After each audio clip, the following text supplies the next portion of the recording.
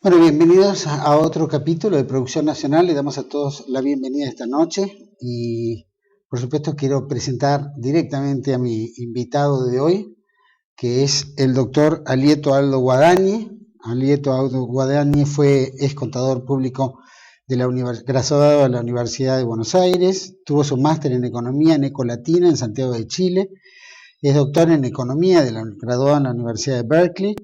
Enseñó, por supuesto, como profesor en la UBA, en la Universidad Católica, en la Universidad de Itela y también dio cursos en América Latina, variados países como por ejemplo Bolivia, Perú, Paraguay, Nicaragua, Honduras, República Dominicana, Panamá y Costa Rica. También ocupó cargos relevantes como ser ministro de Economía y Obras Públicas de la provincia de Buenos Aires. Fue también secretario de Energía, desempeñó varios cargos, entre ellos fue embajador en el Brasil entre el 93 y 96. Fue viceministro de Defensa y de Relaciones Exteriores, secretario de Industria y Comercio, síndico de Servicios Eléctricos de Gran Buenos Aires en SECBA, secretario de Recursos Hídricos de la Nación, vicepresidente de la Corporación de Empresas del Estado y, por supuesto, también fue director del Banco Mundial. Bienvenido, Guadañi. Muy bien, muchas un gracias placer por estar estar con aquí. usted. Un placer. Quisiera que nos haga un pantallazo del mundo. El mundo está bien, el mundo está creciendo globalmente al 3%. La complicación es que hay tres velocidades de crecimiento. Hay países que están creciendo mucho, que son todos los países asiáticos y africanos y muchos países de América Latina. El promedio de crecimiento ahí es 5,5 o 6%, liderado por China. China sigue siendo el campeón imbatible del crecimiento. Hay otro segundo grupo que está dominado por Estados Unidos, Suiza, que van a crecer 2,5%.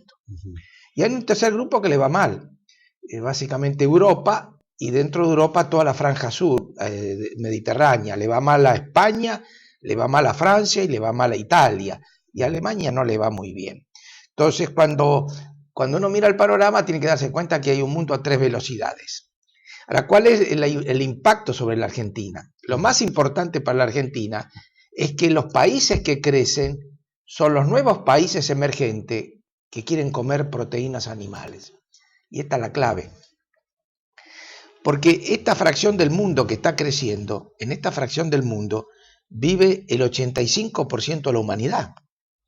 Viven cerca de 7.000 millones de personas que van mejorando año a año desde hace una década o más. China, la India, Malasia, Indonesia, Corea, su nivel de vida. Y hay una ley histórica: cuando un pueblo comienza a progresar y deja de ser pobre, no consume proteínas vegetales, sino proteínas animales. ¿Qué tiene que ver esto con la Argentina? Que las proteínas animales las proporcionan los cerdos, las aves y los vacunos. Y hay que engordarlos. Y para eso se necesita maíz y soja. Entonces, este es el hecho nuevo, el hecho comercial más importante. La demanda mundial por alimentos le da una oportunidad a la Argentina enorme. El segundo hecho, que como nunca en la historia hay movilización de flujos de inversiones productivas desde los países centrales a los países periféricos emergentes. Una sola cifra. En el 2003, esta inversión en América Latina fue de 40.000 millones de dólares. Hoy es 4 veces más. Son 160.000 millones de dólares de inversiones que van a Brasil, que van a México, que van a Perú, que van a Chile, que van a Uruguay, que van a Panamá, que no vienen a Argentina. Y el tercer tema, y con esto cierro la introducción sobre el panorama internacional, nunca, desde que yo recuerde, hubo tasas de interés internacional tan bajas. La tasa LIBOR, o la tasa que paga la Reserva Federal de Estados Unidos por endeudarse, en promedio a 10 años está bajo del 2%. Yo recuerdo hace 10, 15 años era 10 veces más, no era 2%, era más de 15%. Bueno, en síntesis, enfrentamos una gran chance para la Argentina. Demanda para alimentos, inversiones externas productivas importantes y tasa de interés baja. El problema grave es que no las estamos aprovechando. En relación a lo que acaba de comentar, podemos ir mechando esos 3 puntos. Los países productores, o por lo menos de materia prima, como es el caso nuestro. ¿Qué dificultades enfrenta? ¿Por qué no podemos abastecer el mercado chino sabiendo que los chinos están viniendo a la Argentina a buscar alternativas como para poder proveerse? Y en realidad están haciendo visitas en toda América, Iberoamérica, por lo menos en busca de inversión de capitales y tratar de comprar materia prima. ¿Cuál es la dificultad que tenemos nosotros que no podemos desarrollar bien ese mercado? Que inventamos un sistema tributario absolutamente primitivo, que ya era antiguo en la época del Imperio Romano. En el Imperio Romano no existía el impuesto a las ganancias, en el Imperio Romano existía el diezmo. Usted producía 10 y le sacaban 1, el emperador le sacaba 1. La Iglesia durante por muchos siglos aplicó el diezmo en los estados temporales pontificios. La Argentina es el único país que tiene diezmo, que son los derechos de exportación. La Argentina decidió pegarse un tiro en el pie, grabando las producciones exportables. La gran pregunta es ¿por qué Argentina tiene derecho a exportación y no los tiene Uruguay, no los tiene Brasil, no los tiene Chile, no los tiene ningún otro país?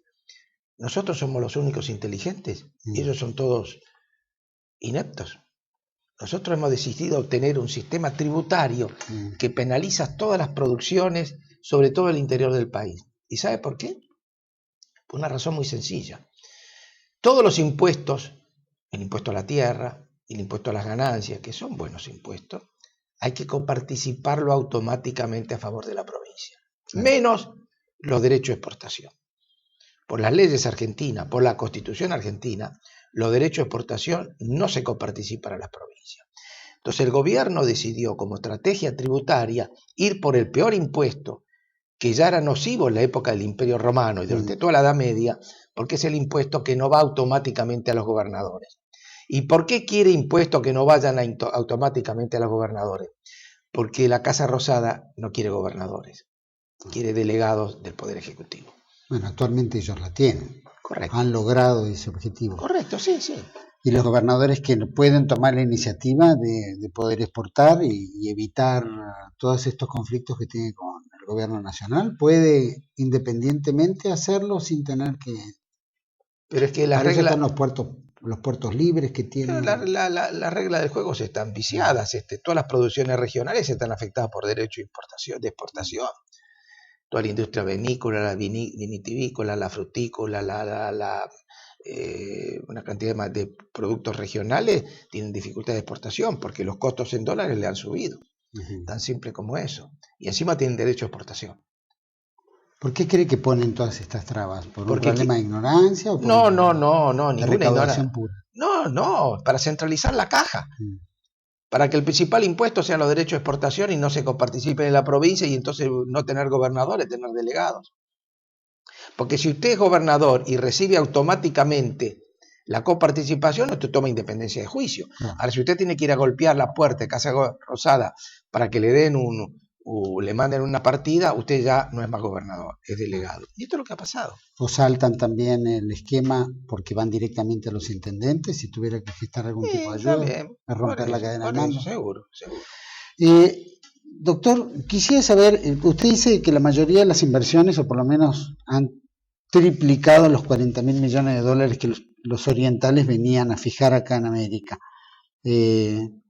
¿Por qué Argentina no tiene acceso a eso? ¿Solamente por ese tema de las importaciones o hay otras dificultades que los orientales perciben que es difícil invertir en la Argentina?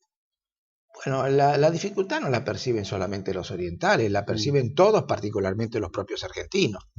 La Argentina es el único país de América Latina donde la gente no está invirtiendo en su propio país, está remesando capitales afuera y los de afuera no vienen. Y la pregunta es, ¿cuáles son los requisitos para que haya ingreso de capitales? Primero, estabilidad jurídica. Segundo, respeto a la ley. Tercero, previsibilidad.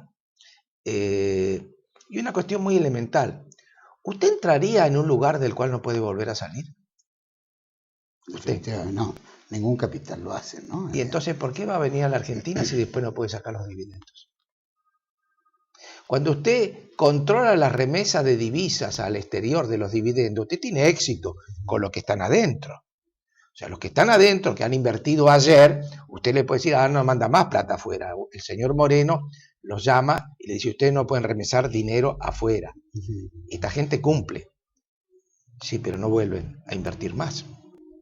Es, por ejemplo, lo que pasó con la empresa Vale en el sur, por ejemplo. Lo de Vale tiene dos explicaciones. Una, que Vale es una empresa esencialmente minera de hierro y el precio del hierro ha caído en el mundo. Ellos tienen un problema financiero internacional.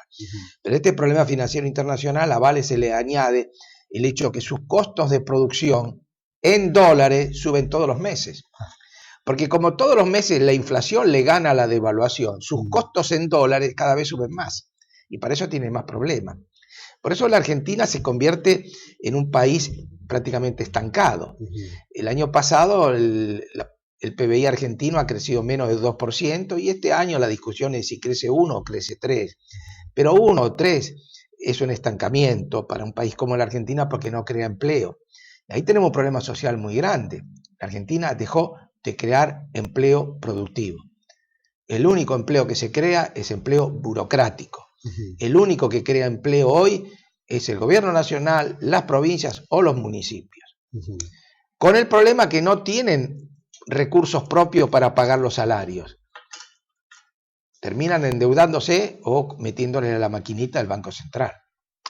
No, Argentina está apto como para crear empleo, es decir, lograr industrias propias, por lo menos teníamos. Argentina fue un país que se desarrolló durante la época de general Juan Domingo Perón, ha creado industrias, ha creado empresas. ¿Puede volver a crearlas nuevamente? ¿Puede volver a retomar esas empresas y ponerlas en funcionamiento y evitar Seguro, ese grado de desempleo? Claro que sí, no solamente que puede, sino que debe hacerlo, y es factible. ¿El ferrocarril cumple un rol importante en eso? Sí, pero hay que rehabilitarlo. Esto requiere inversiones y cambiar la matriz de corrupción. Este es un tema muy importante, es algo que se ha instalado, que era tradicional en la Argentina, pero el problema es que se ha agravado. Entonces usted tiene una cantidad de inversiones que están viciadas por la forma en que se contratan, sin licitaciones, acuerdos directos. El tránsito del señor Jaime por la Secretaría de Transporte durante 10 años ha dejado una secuela muy, muy grande. Un señor que en lugar de pensar en rehabilitar el ferrocarril tradicional, el ferrocarril de carga, el ferrocarril urbano, tuvo la peregrina y absurda idea de hacer un tren bala. Cuando en el mundo hay 4 países nada más que tienen tren bala. ¿Eso es suena como una burla? Es una tomadura de pelo, pero es una tomadura de pelo que tenía que ver con que el contratista francés era una empresa con una larga tradición de corrupción, probada en la justicia inglesa, por ejemplo. Y esa, claro, era la empresa Armstrong, ¿puede ser? Alstom. Alstom fue allanada hace 2 o 3 años en Londres, un fin de semana, por Scotland Yard y la policía fiscal suiza, donde habían encontrado las pruebas de sobornos en muchos países. Ahora, cuando usted habla de burla, burla no, que parece un chiste, yo lo veo como una burla, pero, por ejemplo, en un país que le falta toda la infraestructura y que se sabe que la gente viaja como ganado, no hay horario de los trenes, es decir, hay accidentes, la materia, en general la matriz está dañada por el tiempo y las maquinarias no han sido renovadas. El hecho de que salgan con un proyecto de tren bala, ¿qué es lo que pasaba por la cabeza de esta gente? La posibilidad del soborno. ¿Solamente? Sí. ¿Por qué? ¿No quedaba en evidencia esa...? Por una razón muy sencilla. Si usted va por el modelo tradicional de rehabilitar los ferrocarriles que interesa, básicamente ferrocarril de carga, es un mercado muy competitivo, porque en todo el mundo hay gente que sabe fabricar, o en la propia Argentina. Nosotros hemos fabricado. Correcto. ¿No? Es un mercado muy competitivo. Ahora, si usted va por el tren bala, ahí no, ahí tiene pocos proveedores, tiene Alstom. O sea, cuando usted elige una tecnología muy, muy sofisticada y donde hay un solo oferente, es porque ahí hay una corrupción. Esa era la razón. Era la razón. Más allá de cosas disparatadas, por ejemplo, el tren bala exigía que no hubiera un solo paso a nivel. ¿Usted se imagina una vía férrea entre Buenos Aires y Rosario sin un solo paso a nivel? Todavía no hemos podido levantar los pasos a nivel de la Juan B. Justo, por ejemplo. Claro. Por eso digo que suena más que una burla y soborno, es como que también hacen el ridículo ante una sociedad que va a ver algo extremadamente avanzado en un mundo donde su realidad es extremadamente primitiva. Bueno, pero que esto es una constante. Fíjese, las otras lluvias Obviamente de 300 milímetros en 2 días es un hecho catastrófico. Natural terrible, sí. Pero también es cierto que la Argentina ha dejado de invertir en obras. Yo fui secretario de Recursos Hídricos y conozco el tema, conozco la necesidad. La Argentina ha dejado de invertir en obras de defensa hídrica, canalizaciones, embalses, etcétera, etcétera, diques. Ahora, si usted mira bien el presupuesto decidió gastar en Aerolíneas Argentinas 10 veces más que lo que decidió gastar en obras de defensa hídrica. El aporte estatal a Aerolíneas Argentinas del presupuesto son 4.000 millones de pesos.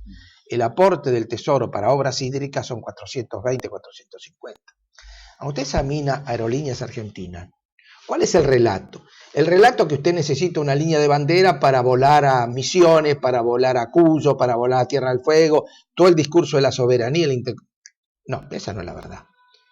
El 80% del déficit de Aerolíneas Argentinas tiene 3 explicaciones. 3 ciudades, que no son Posadas, ni Corrientes, ni Formosa. Son Miami, Roma y Madrid. ¿Por qué es eso? Porque ahí está el déficit. Son los vuelos internacionales que tienen el grueso del déficit, no son los vuelos de cabotaje. Por una razón muy sencilla, los vuelos de cabotaje pueden cobrar precios internos y los de cabotaje tienen que cobrar precios de competencia. Y ahí pierden. Aparte estamos subvencionando un dólar económico, es decir, un dólar oficial contra un dólar negro, ¿no? Pocos gobiernos en la Argentina han transferido tantos ingresos a los ricos como este. Si usted mira la estructura de subsidios, la asignación universal por hijo, que fue la mejor decisión que se tomó, no es muy importante. Un rico, definiendo como rico a alguien que pertenezca al 20% de arriba de la población, tiene 7, 8 veces más subsidio que un pobre. El grueso de los subsidios a la energía está focalizado en los ricos. Es un sistema que se ha ido armando sin focalización, sin tener una idea de lo que es la equidad social, sin concentrar los subsidios en la gente que realmente los necesita. Entonces, por una razón muy sencilla, si usted vende barato el gas y la electricidad, nadie come electricidad o nadie come gas. Lo que tiene que tener es artefactos. Y los ricos son los que tienen más artefactos. Son los que tienen más televisores, más aire acondicionado, más calefactores, más piletas, etc. Pero en fin. El consumo, claro. Y además con otra cosa, que los subsidios están concentrados en la capital federal y en Gran Buenos Aires. El interior del país. A mí no me parece justo un sistema en el cual un pobre que vive en Jujuy pague el agua potable 10 veces más que yo. Por gas. Porque yo tengo la misma, y usted probablemente tenemos la misma tarifa que el diciembre del 2001. Sin embargo, ni los cordobeses, ni los tucumanos, ni los mendocinos, ni los sanjuaninos tienen la misma tarifa. Porque son otras empresas y los gobiernos provinciales no tienen cómo financiar. ¿Eso porque hicieron un subsidio así general y punto? ¿Y era un justificativo de no crear fuente de trabajo o sacar a la gente de los planes que también son subsidiadas? La verdad que no sé, no tengo explicación, pero sí el resultado. Si usted mira el censo del 2000 y el del 2010, en estos 10 años, ¿qué fue lo que más creció demográficamente en la República Argentina? No fue el interior del país. Los 24 partidos del conurbano crecen al doble que el interior del país. Hemos ido concentrando la población argentina cada vez en un espacio más reducido, que no es el 2% del territorio. Nosotros entre capital y conurbano tenemos 13 millones de personas. 1 cada 3 argentinos vive en un espacio que es el 1% del territorio. Y esta política de subsidios concentrado en el conurbano, no en el interior, más un régimen tributario con derecho de exportación que grava a todo el interior, pero no grava básicamente a las grandes urbes de acá, ha llevado a este proceso de concentración demográfica. ¿Por qué los inmigrantes, los paraguayos y bolivianos y peruanos que vienen, no se quedan en Santa Fe, no se quedan en Salta, no se quedan en Jujuy, no se quedan en Tucumán, vienen acá? Porque acá está el grueso de los subsidios. Y las producciones regionales les han puesto el pie encima. Porque cuando usted le pone un PMC a la industria vitivinícola, a la industria azucarera, a las producciones de frutas, de hortalizas, que son todas del interior, usted mata la fuente de trabajo. Es una pena, es una pena. También porque, Falta de visión estratégica de largo plazo. También porque es la concentración en un lugar donde los subsidios ya se entregan de una forma indiscriminada y probablemente en la provincia, que son menos, está mucho más controlado probablemente. Puede ¿no? ser, puede ser. Doctor, vamos a ir a un corte y volvemos enseguida aquí con Alieto Guadani, hablando un poco de economía nacional y mundial. Ya volvemos.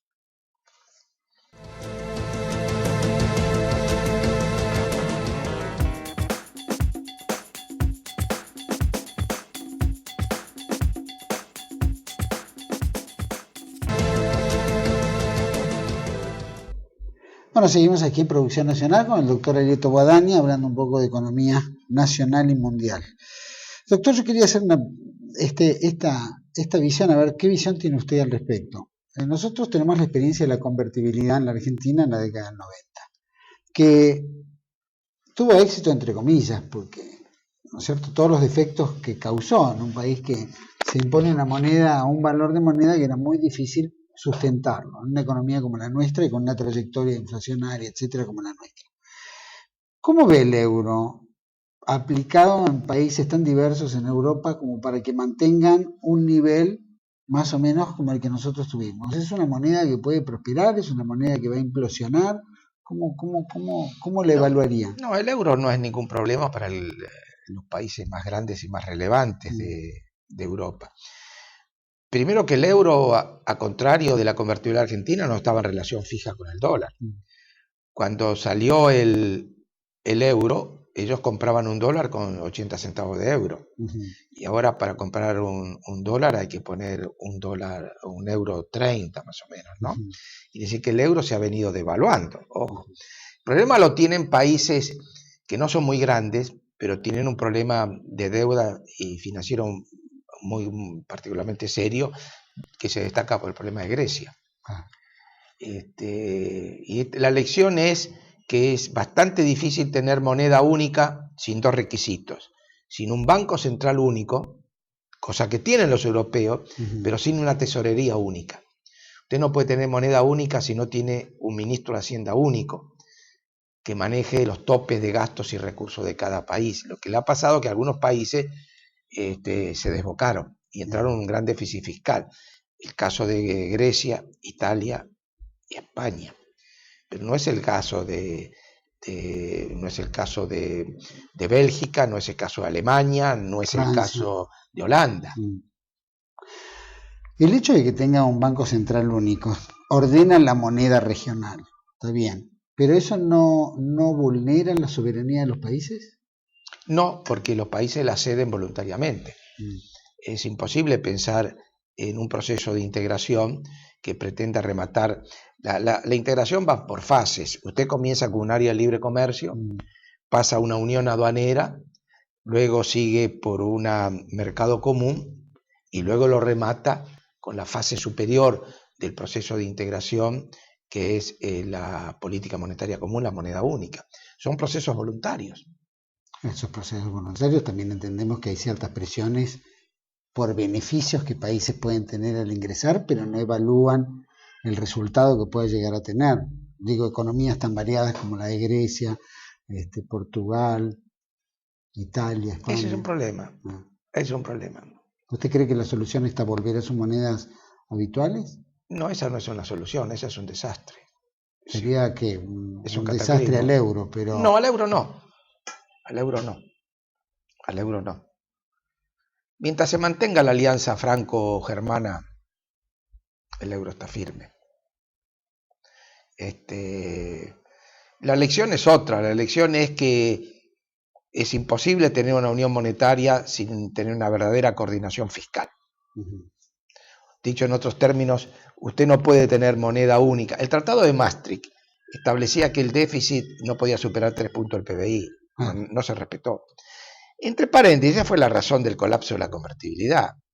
La convertibilidad cae porque le faltó una regla. Bueno, siempre es fácil hablar después que pasó el accidente. Cuando se dictó la ley de convertibilidad, ya por el 90, fue lo que se dijo? Que el Banco Central no podía financiar al Tesoro. Que el Banco Central podía emitir pesos únicamente comprando dólares, pero no le podía prestar al Tesoro. Sensato.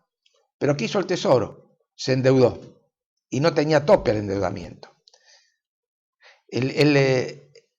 La convertibilidad cae porque el endeudamiento argentino era absolutamente insostenible. Ya a mediados del 2001, cuando Cavallo hace la última negociación en el Fondo Monetario, queda claro que sin default no había arreglo, que era imposible servir la deuda externa, porque el tamaño de la deuda y los intereses de la deuda sobrepasaban cualquier capacidad de repago, porque el Estado argentino no hubiera podido nunca repagar esa deuda.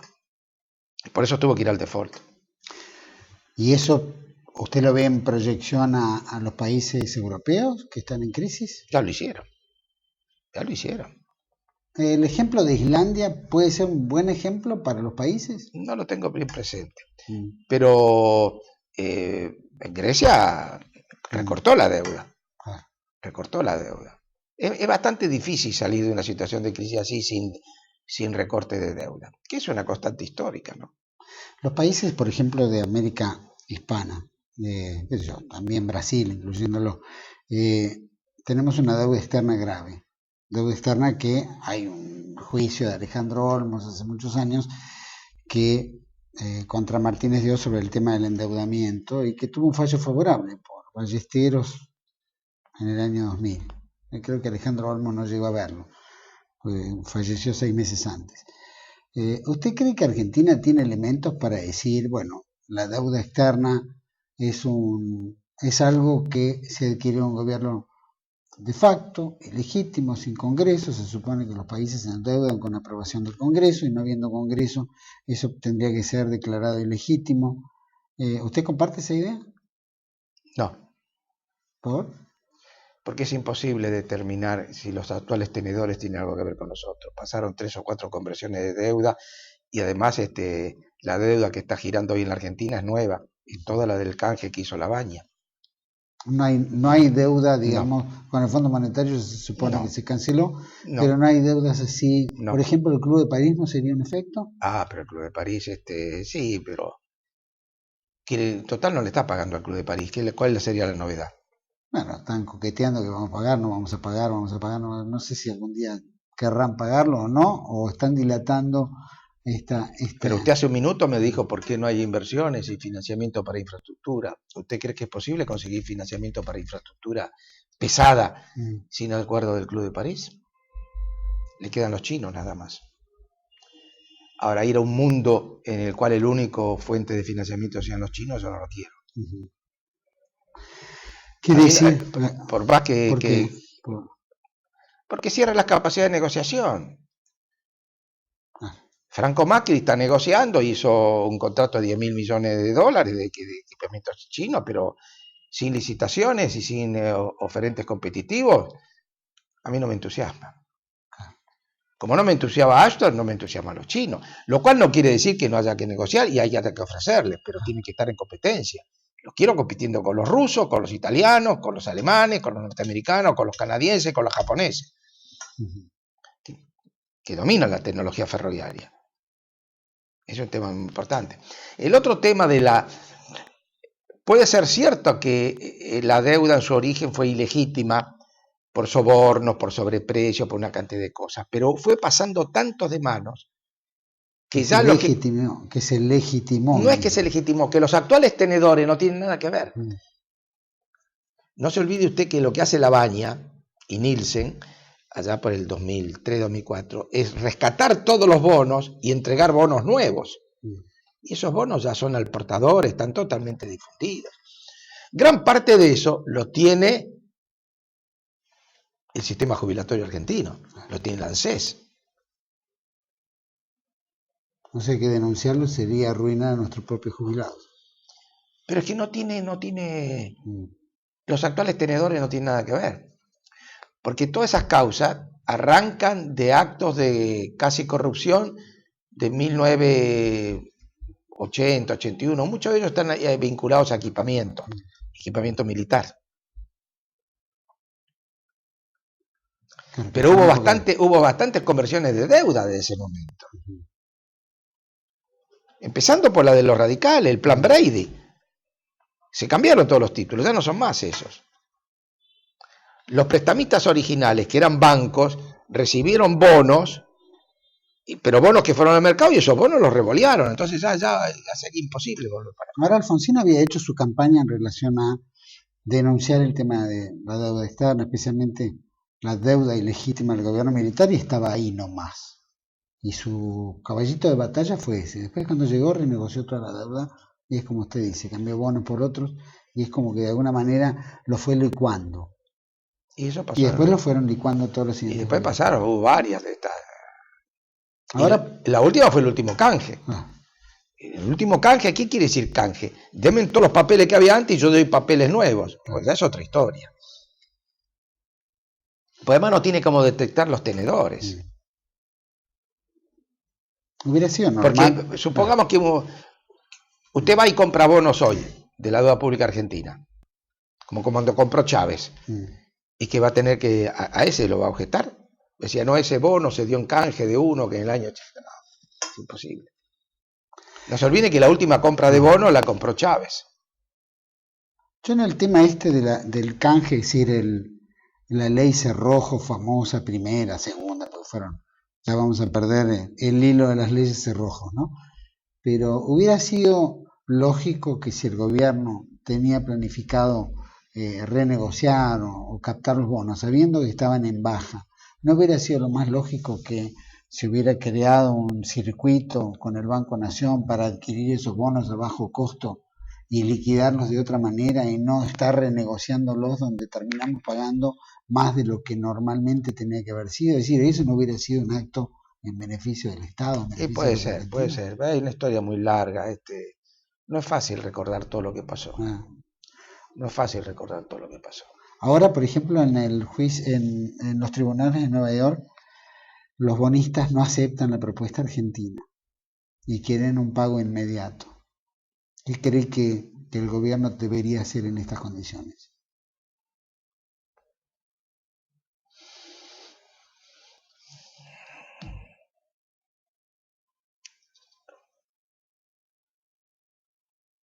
Yo creo que el gobierno puede hacer una oferta con bonos de canje a la par, que fueron los que se dieron en su momento. Es un tema muy, muy delicado. Es un tema muy, muy delicado. De cualquier manera, creo que no va a afectar.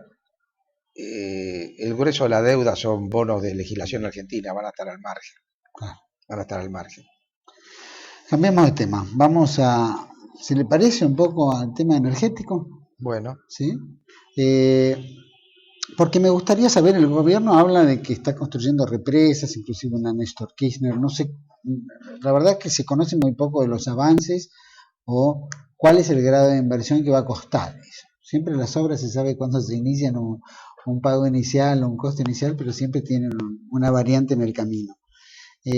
¿Usted cree que el gobierno está haciendo represas suficientes para el consumo, por lo menos interno, energético? ¿Está abarcando los puntos claves como para que Argentina esté solvente en su propia energía? No, el gobierno no está haciendo represas, el gobierno está haciendo obras térmicas. En el año 2002-2003, la energía hidroeléctrica era 2/3 de la producción de electricidad, hoy es 1/3. No sé, lo que se hicieron son centrales a gas. No se han hecho represas. Nada en lo que se refiere a una ampliación de energía eléctrica, llamémoslo. No. La de Yacyretá ya estaba terminada con todo el equipamiento. El aumento de la generación de Yacyretá tiene que ver con la suba de la cuota del 82 al 84, pero todo el equipamiento es de la década del 90. No. Pero la cifra, prácticamente el 80% del incremento de producción de electricidad de estos 10 últimos años es térmica. Es gas. Son las centrales térmicas que se han hecho varias centrales térmicas. ¿Eso da para un abastecimiento propio de los argentinos? ¿Qué quiere decir abastecimiento propio? No crisis, sino todas esas térmicas que usted acaba de mencionar, ¿dan la energía suficiente como para abastecer el consumo interno? Deberían no alcanzan porque la prueba está que hay cortes para... Estamos importando también, ¿no? Claro, y además no tienen, tienen que importar fuel oil y tienen que importar gas. No, el grueso de la inversión fue térmica. Y un gobierno que expandió fuertemente la generación térmica, que hoy es mayoría.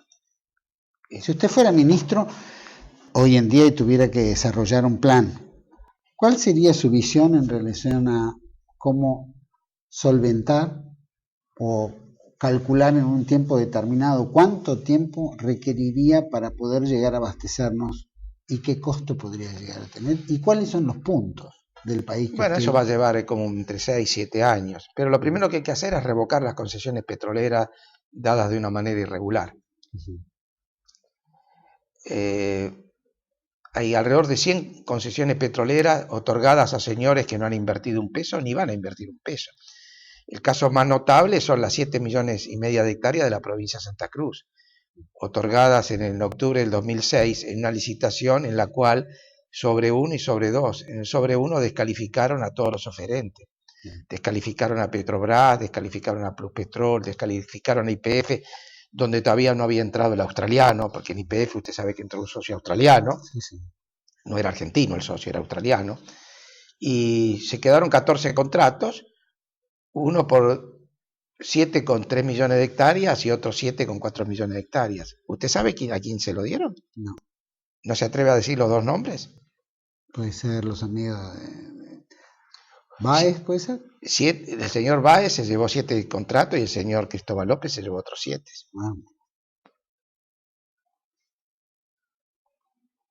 Dice que es economía entre amigos. Eso se llama capitalismo de amigos, correcto.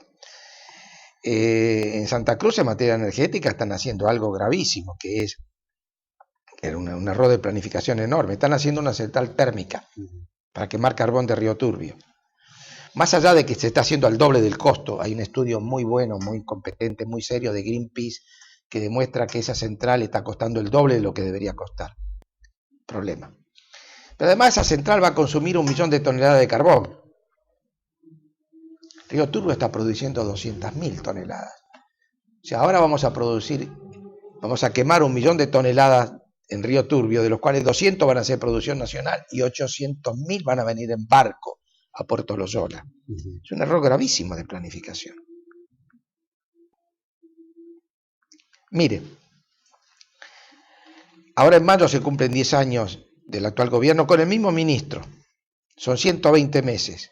Durante los 120 meses, todos los meses, sin excepción hasta el día de hoy, cae la producción de petróleo. Y en los últimos 100 meses, todos los meses, sin excepción hasta el día de hoy, cae la producción de gas. Pero el señor ministro nunca se dio por enterado que caía la producción. Entonces decía, acá hay crisis energética porque aumenta el consumo, lo cual es cierto, el consumo de energía aumentó. Pero eso es mirar el mundo con un solo ojo, que se saque la venda del otro ojo y va a ver que nosotros estamos importando, no solamente porque se vio el consumo, sino porque por primera vez en la historia argentina, desde que se descubrió el petróleo en 1907 en Comodoro Rivadavia, todos los meses cae la producción de petróleo y de gas. Nunca había caído. Había estado estancada. Hubo momentos en el siglo pasado en que hubo estancamiento, pero nunca cayó la producción. ¿Eso también es en base a corrupción o es en base a que los costos son altos y no quisieron hacer las inversiones? Es una mezcla, es una mezcla. Parte de corrupción, capitalistas amigos, 7,5 millones de hectáreas, señores que no invirtieron nada, no solamente eso, otros grupos también. Y la otra, errores de política.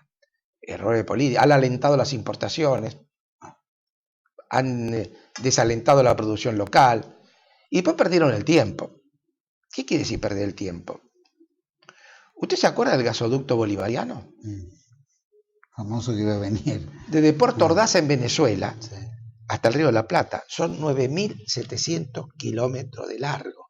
Me planteaban una licitación y todo, creo que se hizo. Era más de 100 millones de metros cúbicos de agua. Era un disparate desde el punto de vista técnico, financiero y económico. Tuvieron 5 años. 5 años. Discutiendo, haciendo acuerdos, haciendo estudios. Nada. Ahora falta gasoil. ¿Por qué falta gasoil? Por una razón muy sencilla. Nosotros producíamos en el año 2003 13 millones de metros cúbicos de gasoil. Consumíamos 12, exportábamos 1. Ahora, Gracias a Dios consumimos 17, no 12, pero seguimos produciendo 13, entonces tenemos que importar 4. No se hizo una sola refinería en los últimos 10 años. A pesar de que en octubre del 2007, o 2008, no recuerdo bien, el ministro y el señor Moreno anunciaron la puesta en marcha de una gran refinería que iba a costar $2.200 millones para producir gasoil, iba a estar en Comodoro Rivadavia y hasta tenía nombre. Se iba a llamar General Mosconi II. Mire, ¿cuál es una de las frases más espectaculares de Perón? Mejor que decir es hacer y mejor que prometer es realizar. Mejor que decir es hacer. Todo lo que usted me dijo de la central es decir, son discursos, realidad de ninguno. Es el apotegma del kirchnerismo. ¿Cómo? Mejor que hacer es decir y mejor que realizar es prometer. No. Es el apotegma del kirchnerismo. Pero no le quepa duda. No le quepa duda. Ha revertido el sentido. Escúcheme una cosa. Los correntinos, los misioneros, los formoserios, los chaqueños vienen implorando de hace muchos años por un gran gasoducto desde Bolivia. Ese gasoducto se licitó en la Casa de Gobierno en noviembre del 2003. Van a ser 10 años. No ¿Por qué cree que no lo hicieron? Pregúntele a esos. Vamos a ir a un corte. Volvemos enseguida con el doctor Alito Guadagni develando esta economía nacional. Ya volvemos.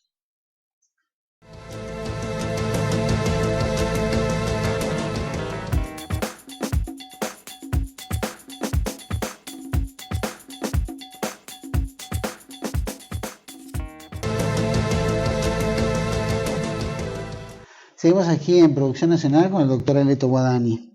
Y ahora, este bloque, quisiera que tocara un poco Mercosur. ¿Cómo está el Mercosur? Empecemos por ahí. Yo creo que el Mercosur ya no existe. El Mercosur apuntaba a ser un bloque de libre comercio interno y unificar su posición e inserción internacional. Para eso articula países de una base agroindustrial potente. Brasil, Paraguay, Uruguay y Argentina, cuyo principal interés internacional era abrir los mercados mundiales de los productos que tenían gran ventaja comparativa, que era la fase superior de industrialización de los productos agrícolas. O sea, nosotros, el Mercosur se inventó no para exportar trigo y maíz, sino para exportar alimentos. Y esa fue la posición del Mercosur en todas las negociaciones internacionales que tienen que ver con la Ronda Doha, que tuvieron que ver en el pasado con la Ronda Uruguay. Esa fue siempre, yo fui negociador, siempre a la posición nuestra, enfrentados ¿a quién? A Estados Unidos y la Unión Europea, países que no querían el libre comercio que a nosotros nos interesaba. Y aquí viene Venezuela. El problema de la entrada de Venezuela al Mercosur no es un problema político. El problema no fue el chavismo. El problema es Venezuela. ¿Por qué? ¿Qué produce Venezuela? Petróleo. O sea, Venezuela produce el único producto que en el mundo no tiene ninguna restricción arancelaria ni cuota para entrar en otros países. Entonces, ¿cuál es el sentido de tener un socio que no lo va a acompañar a usted en ninguna negociación internacional porque no le interesa? Pudo haber entrado de socio adherente, como es Bolivia, como es Chile, como podría ser Perú, como se pretendió que fuese México, pero no socio pleno. Entonces, es un error gravísimo y eso responde a una visión muy simple, muy trivial, muy superficial de lo que es un bloque económico. Un bloque económico es un bloque de intereses básicamente económicos. La comunidad de intereses, más que política, es económica. Se juntan los que producen lo mismo y los que tienen el mismo interés comercial. Porque para lo otro, para juntarse por razones políticas, no necesito meterlos en un tratado de unión aduanera. Los puedo meter en un tratado político. Pero para eso está la UNASUR y está cualquier de esas cosas que se han creado. Entonces, el Mercosur, ¿usted se imagina una negociación sobre liberalización del comercio agrícola en el mundo liderada por Venezuela? ¿En el Mercosur? La verdad que no. Es decir, va a negociar algo que no conoce. Que además no le interesa. No le interesa. Si vende el único producto que no tiene ningún problema. ¿Por eso Brasil impedía el ingreso de Venezuela? Claro, claro. Es decir, no fue aprobado hasta, demoró varios años, ¿no? Hasta que expulsaron a Paraguay. Expulsaron a Paraguay. Ahí tuvo mayoría. Porque si usted quiere hacer una alianza política, que el gobierno tiene derecho a hacer, en definitiva, si cree que esa es su ideología, tiene. Pero para eso tiene la UNASUR, que son entes de carácter político, son alianzas políticas, pero el Mercosur no es un bloque esencialmente económico, que nace como una zona de libre comercio, pasa por una zona de unión aduanera, que es la actual, y pretende llegar a un mercado común. Pero para eso tiene que tener socios que tengan comunidad de intereses.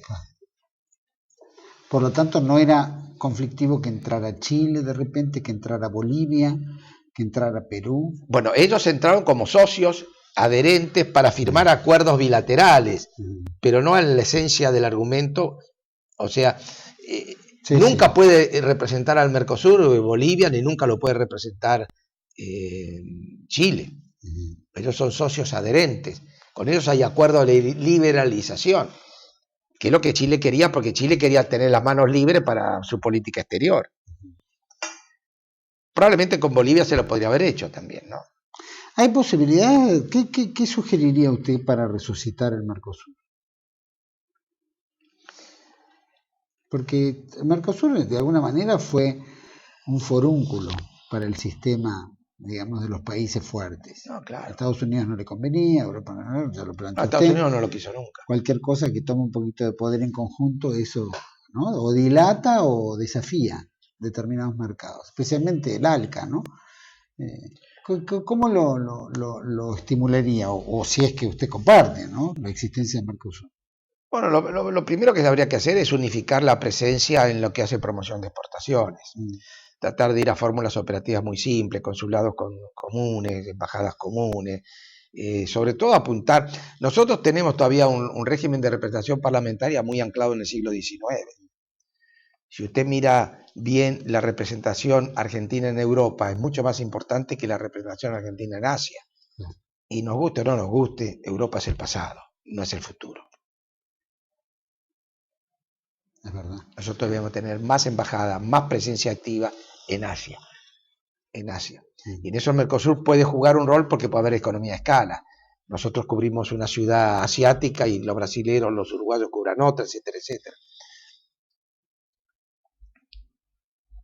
Eso en cuanto a abarcar algunos mercados. Y internamente, ¿cómo haría usted para es decir, qué ideas tiene, si las tiene, en relación a cómo volver a aceitar la relación de los países? Bueno, hay que respetar más los acuerdos, no se puede poner trabas tan groseras, nosotros estamos violando muchas reglas. Si queremos poner restricciones, tenemos que saber que la podemos poner fuera del Mercosur, pero no al interno del Mercosur. El Mercosur se inventó para no tener restricciones internas. Entonces, si usted va a tratar a los uruguayos lo mismo que a los japoneses, bueno, quiere decir que usted no cree en el Mercosur. Porque la esencia del Mercosur es que los uruguayos están antes que los japoneses en comercio. Que usted puede toquetear un producto japonés, pero un uruguayo no. Como tampoco nosotros deberíamos permitir que los uruguayos toquen a un argentino o a los brasileños. Esa es la esencia. Y hemos caído en una situación de riña, de parar los camiones en la frontera, permisos, licencia de importación, muy primitivo. ¿No se puede ser que Argentina boicotee el Mercosur? No, de repente esté haciéndole el favor a los europeos y a los norteamericanos. No sé si lo boicotea, la verdad que no sé. La verdad que no tengo una hipótesis explicativa. ¿Cómo están las relaciones con Brasil? Vemos que hay conflictos ahora en términos comerciales. Vemos vales, vemos las trabas que tenemos de importación. ¿Cómo ve que nos ven o cómo ve eso? Ahí nomás, nosotros hemos dejado de ser una zona de interés, ¿no? Lo de Vale es gravísimo. Es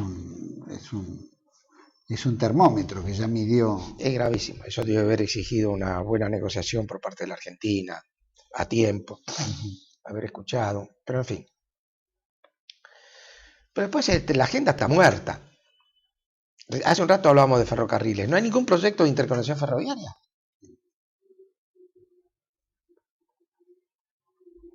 Bueno, debería haber por lo menos. ¿Qué le parece? Flujo de gente, moneda, tal vez una moneda única, una moneda... Eso ya es más complicado. Lo de la moneda, por las mismas razones que usted dijo al inicio de esta reunión, eso es muy complicado. Yo no me apuraría con la moneda, pero sí con infraestructura física. Pero esto exige otra Cancillería. La Cancillería está muy desmantelada.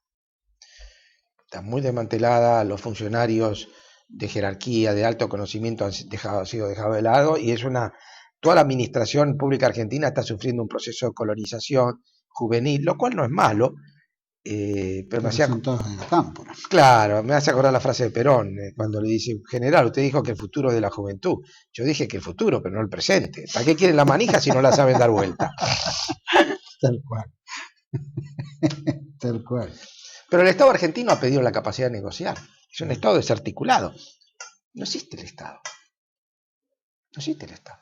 Es curioso cómo gente que tiene un discurso tan estatista, tan intervencionista, ha comenzado por desmantelar el Estado.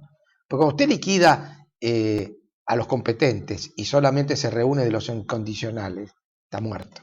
Está muerto. Hay muchos gobiernos, yo diría desde la caída de Puerto Argentino en adelante, ¿no? Pero ya el golpe de Estado del 76, que viene como un plan. Yo no sé si usted, no voy a decir si creen las ideas conspirativas, pero hay un poco de conspiración mundial, ¿no? A ver cómo se juegan los hilos para que algunos países cedan o tomen poder o bajen poder. Es decir, nos ha pasado a nosotros de ser cabeza de Sudamérica a pasar a ser, ¿no?, cola de Brasil. Sí, bueno, pero por ejemplo... Cuando estamos predestinados para otra cosa, ¿no? Por ejemplo, el señor Abal Medina, jefe de gabinete. ¿Cuál es la responsabilidad respecto a la burocracia? Bien clara, la ley lo dice. De él depende el Instituto de la Función Pública. Tiene que nombrar todos los cargos por concurso público de oposición, con tribunales. ¿A cuántos nombró? A nadie. ¿Qué dice la ley respecto a los entes reguladores? El ente regulador del gas y el ente regulador de energía eléctrica. Tiene que estar constituido después de concursos, con tribunales y aseminadores, participación del Congreso, etcétera, etcétera. El ente regulador del gas está intervenido y el ente regulador de energía eléctrica tiene directores que ninguno de ellos fue elegido por concurso.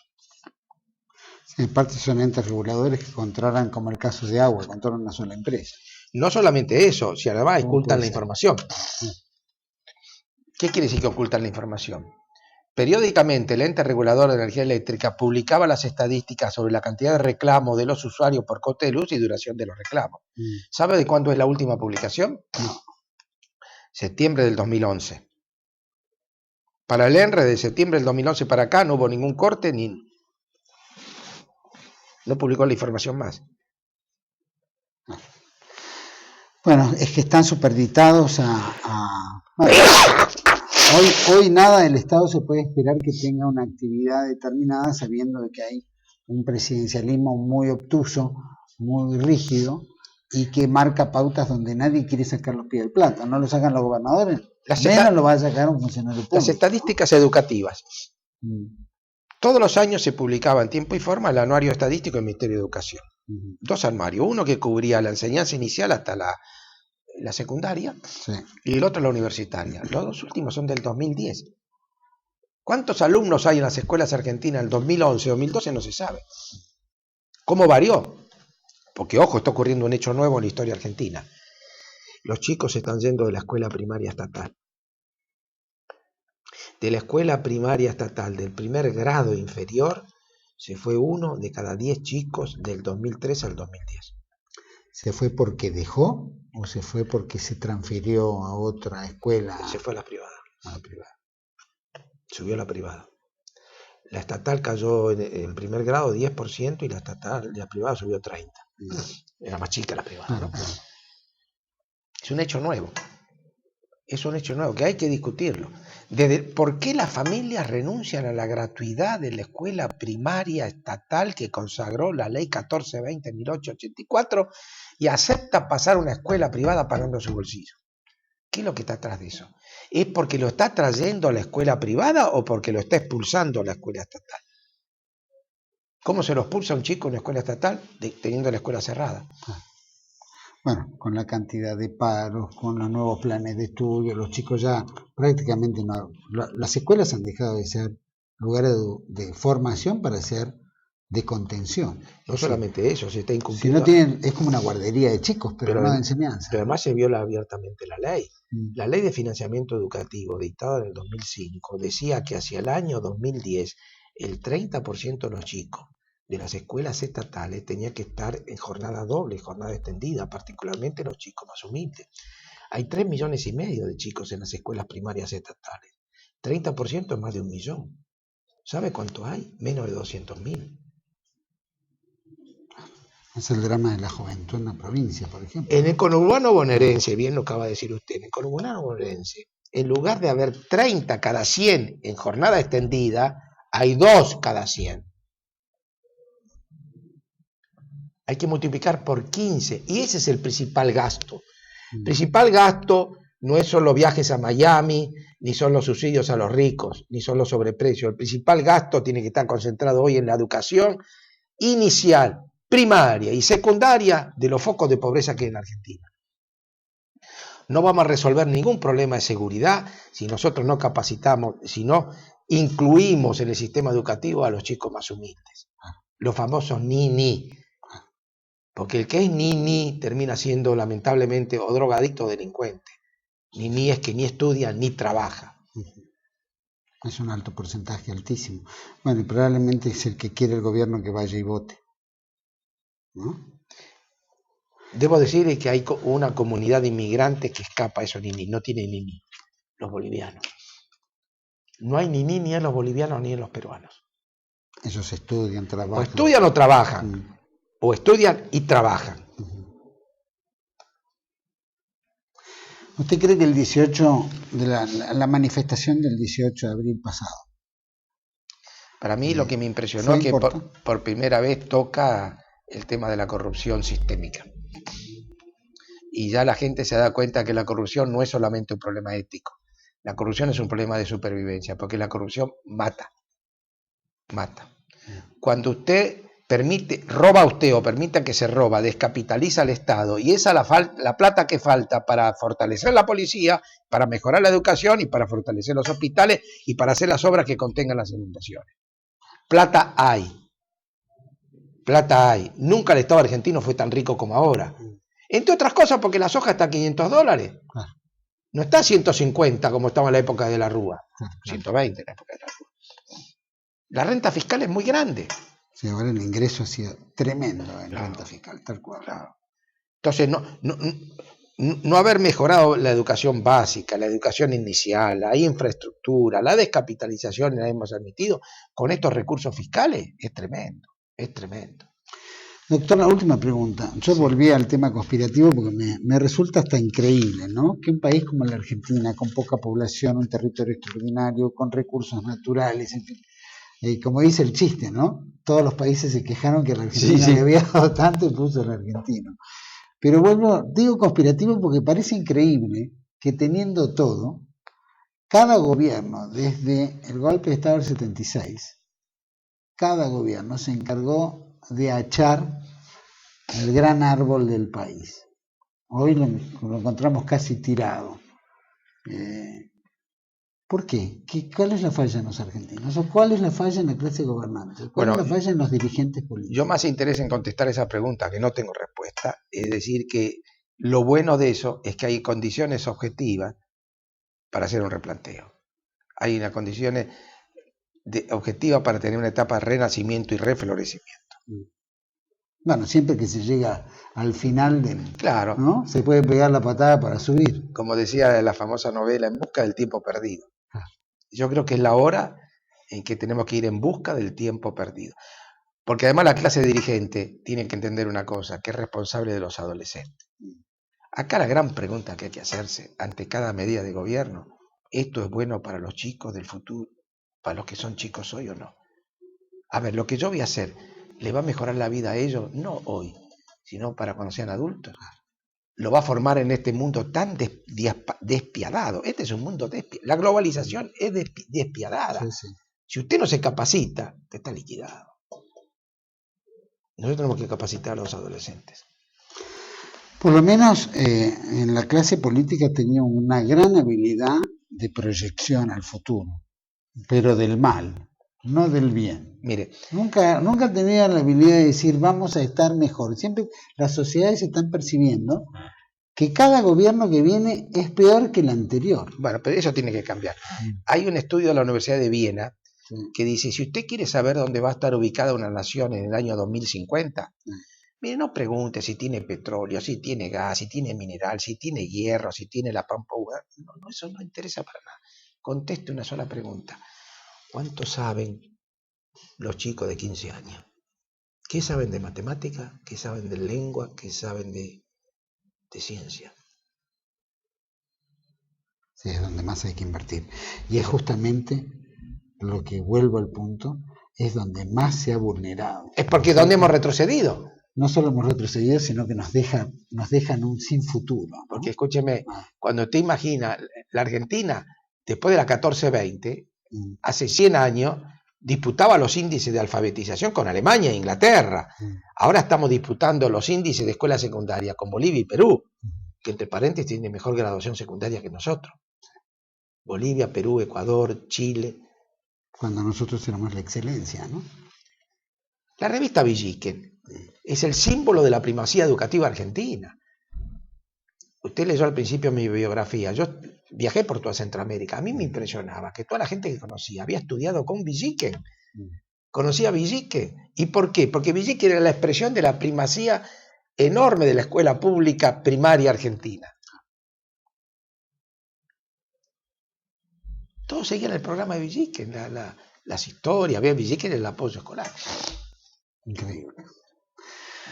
Doctor Guadani, muchísimas gracias por haber venido a Producción Nacional. Muy bien. La verdad que hemos disfrutado de este encuentro y ojalá que podamos tener en un futuro más charlas. Con mucho gusto. Porque siempre no solo es rico para mí, para el canal, sino rico para una cantidad de audiencia que nos ve. Y Muy la verdad bien. que disfruta estas charlas. Muchísimas gracias. Perfecto. Bueno, nosotros les agradecemos a todos ustedes por habernos acompañado. Guadani ha sido muy explícito. Hay que tener educación, invertir la educación para el país en el futuro, terminar con el tema de corrupción. Creo que el 18A ha sido una prueba clara, exacta de lo que no tenemos que hacer, lo que tenemos que tener cuidado.